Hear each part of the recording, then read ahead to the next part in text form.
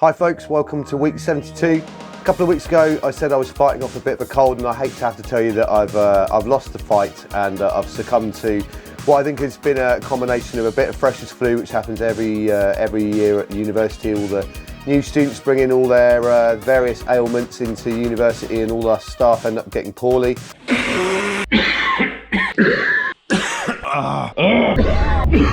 And also the sort of lack of sleep and stuff from the stresses and strains at work and all the changes of circumstances there. So in fear of this ending up on my chest, as I usually do, if any of you watch these videos regularly, you'll know that last year I ended up taking 3 months out, having 3 lots of antibiotics, having a chest x-ray, trying to find out what was issue with my chest, and that all started with a cold.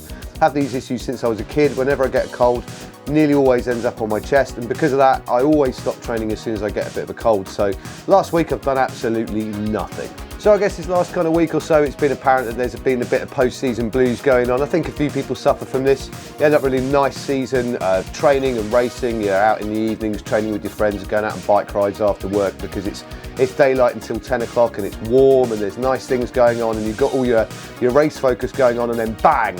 It's October and everyone's kind of back to work. They've got their heads down, they've got their umbrellas up, the rain's coming down, it's getting colder, the central heating's on, we're putting our raincoats on, we're putting our rain jackets on, we're putting our overshoes on to go out on the bike, we're putting our head torches out to go out for a run at night. And also there's that lack of race focus, the fact that we're not actually working towards anything. And it can be a little bit miserable, to be honest with you. Lack of vitamin D, SAD or SAD, seasonal affective disorder, all that kind of stuff going on. And it does take its time on us this time of year, so I've come up with a few strategies, or combined a few strategies to maybe help us get over this little hump that we've got ready for next year, or whatever it is you've got coming up next with your racing. Number 1, actually embrace the time off. Your family have suffered on occasion with you talking about early vertical forearm and aero this and FTP. Time to give a little bit back maybe. Maybe you'll find out you actually enjoy spending time with your kids or your other half, but they have put a lot of sacrifice in for you, so maybe it's a bit of time to actually enjoy spending a bit of time with your family. Number 2, actually enjoy the off season. The other day I bumped into a friend of mine who's a fantastic age group athlete, multiple European and world titles to their name, and probably as a professional athlete as they can be, but still technically an amateur. And I bumped into them in a coffee shop and I spotted them carrying a plate of cake, and I kind of stupidly pointed out to them, and they just acknowledged it and said, look man, it's the off season. I think we actually need to accept that there's an off season, and it's good to embrace that and maybe do some of the things that we would class as a sacrifice in the rest of the year that we would put to one side maybe because we were racing. Well, maybe it's time to enjoy some of those things. Number 3, planning your next year. What goals are you going to achieve next year in terms of your racing? What races do you want to do? What races did you do this year that you want to do again next year? And were there any races that you did this year that you're not interested in doing next year? I did Swansea, Cardiff and Exmouth this year. I particularly liked them all. I thought they were all really good, but I must say that Swansea and Exmouth are definitely on my list to do again. Cardiff I'd have to rethink about, but I've got certain things within racing that I like particularly. So I like flat courses, I like very good TT courses that are on closed roads. But that's not to say I didn't enjoy Exmouth because it was hilly and it was something a little bit different. So what are your kind of tick boxes you need for your racing goals for next year? My races were mainly in June, and then I did one in September, so I've got a big gap in the middle of the season in August and July that I need to fulfill. Number 4, reflect on your season. What achievements have you made this year in terms of your racing? Make a list, actually write these things down. What's gone well, what's not gone quite so well? What did you do that made those things go well happen, and what is it that you avoided or that you didn't get right that made you make those mistakes? What research can you do into trying to find out how to make those things go better next year? I was actually pretty surprised when I did this myself during this last week, because I actually didn't feel like I've achieved very much this season. But when I think about where I was back in kind of April, May time, and I watched those videos back, I was barely able to run. In fact, in April I couldn't run. I was hobbling around. I wasn't actually even sure if I'd ever be able to run again. And now I'm running kind of, well, when I'm not ill, I'm running quite freely and I'm really enjoying that. When we were in Croatia, I ran every single day whilst we were over there. To begin with the races. In Swansea, I wasn't sure if I was even going to complete it. But when it came to Exmouth a few months later, I was actually able to be competitive in my own world, admittedly. I'm not going to stress the podium out at all. But I was able to actually race that pretty hard. So I have come a long way, and I think we tend to have a bit of a short-term memory when it comes to how our seasons and how things have gone.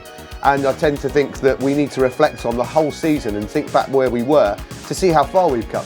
Number 5, do something completely different. Go to the gym, play a bit of indoor football, go rock climbing, maybe do a bit of pole dancing.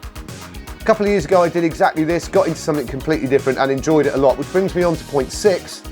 Don't have an off-season. A couple of years back, bought a CX bike because I was a little bit bored of my routes to work, so I decided to buy a cyclocross bike so that I could ride cross-country into Bristol. Realised my bike handling wasn't very good, so I went out on a couple of club training sessions, and before I knew it, I was racing cyclocross. I was racing cyclocross very badly, but nonetheless I was racing cyclocross and I really enjoyed it.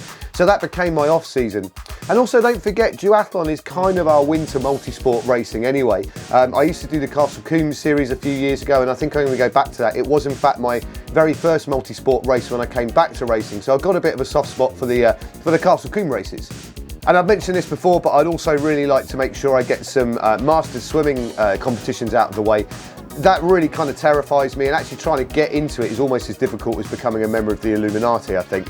But I would like to get into doing some swimming competitions as well. Number 7, gear and research.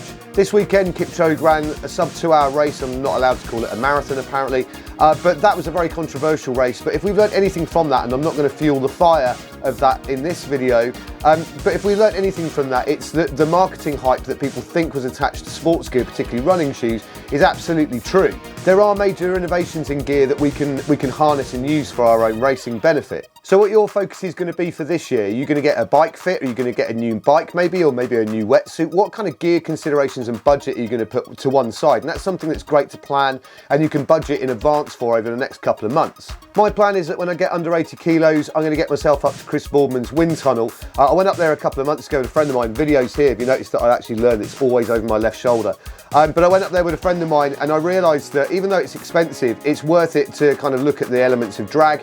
It's probably still cheaper than a new pair of wheels. So that's going to be my major focus, but my goal is to get under 80 kilos to make that actually worthwhile. So finishing up, I've got some pretty big plans for a video idea that I came up with in this last week as well. This is what happens when I don't train, my brain goes mad. I'm going to be renting out some time at Newport Velodrome in December with Jason Streether from PDQ, and we're going to make a video about something related to the hour record. No, I'm not going to the hour record, but I've got an idea that again bridges my day job as a musician over with cycling and time trialing. So I'm planning all of that and trying to get it all in place ready for December. But I hope some of these ideas are useful to you. I'd really like it if you could comment below and tell me what your plans are for these 7 ideas, what things cross your mind. I've moved back because I'd like you to think about subscribing, possibly if you enjoyed this video. Here are some TT related videos that I've made recently. But that's it for now. I'm going to see how much better I can get over this next week by A, trying to reduce some of the stress that's going on, B, trying to get more sleep, and C, trying to eat healthy and drink more water. So have a good week, and I'll see you in week 73.